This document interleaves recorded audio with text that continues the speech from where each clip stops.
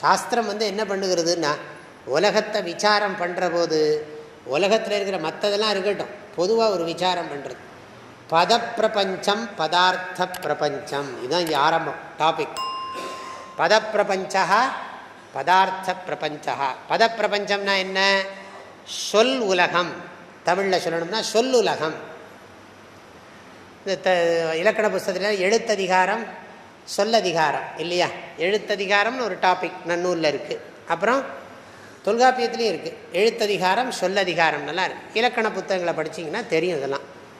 இல்லை, அதனால தான் சொன்னாங்க எண்ணன்ப ஏனை எழுத்தன்ப இவ்விரண்டும் கண்ணன்ப வாழும் உயிர்க்கு. அப்படின்னா என்னென்னா, எண்ணுன்னா நீங்கள் வெறும் நம்பர் நினச்சிக்காங்க, இலக்கணம்னு அர்த்தம். நம்ம படிக்கிற போது தமிழ் இலக்கணம் படிச்சிருக்கணும். இலக்கணம் படித்தாலே நமக்கு படிக்க வேண்டாம்னு தோணிடும். இலக்கணமே நிறைய பேருக்கு புரியறதில்லை. இலக்கணம் படிக்கிறதுக்கு ஒரு ஆசை இருக்கணும். ஆக இலக்கணம் அப்புறம் இலக்கியம்.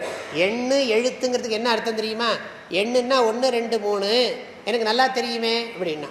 எழுத்துனா என்ன? ஆனா அவன்னா ஈனா ஈயன்னா எல்லாம் தெரியுமே. என்ன அது ரெண்டும் கண்ணென்ப வாழும் உயிருக்குன்னா. இந்த உலகத்தில் நீ ஒரு நல்ல ஒரு உயிரோட்டத்தோடு வாழணும்னா இந்த ரெண்டும் வேணும்னா ஞாபகம் வச்சுக்கோ. எண்ணு என்பது இலக்கணம், எழுத்து என்பது இலக்கியம். யாருக்கு இந்த உலகத்தில் இலக்கண இலக்கியம் தெரிஞ்சிருக்கோ அவனுடைய வாழ்க்கை ஒரு உயிரோட்டம் உள்ள நல்ல வாழ்க்கையாக இருக்கும்னு அர்த்தம். வெறும் நம்பர் தெரிஞ்சால், வெறும் எழுத்து தெரிஞ்சால் மாத்திரம் இல்லை, வெறும் லௌகிக வித்தியை தெரிஞ்சால் போரும்னு சொல்லலை.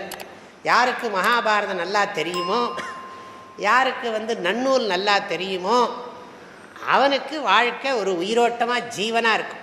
இல்லாட்டி நடை பிணம்தான்.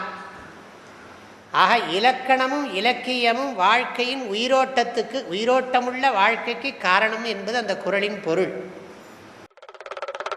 வாழ்க வள்ளுவம், வளர்க மனிதநேயம்.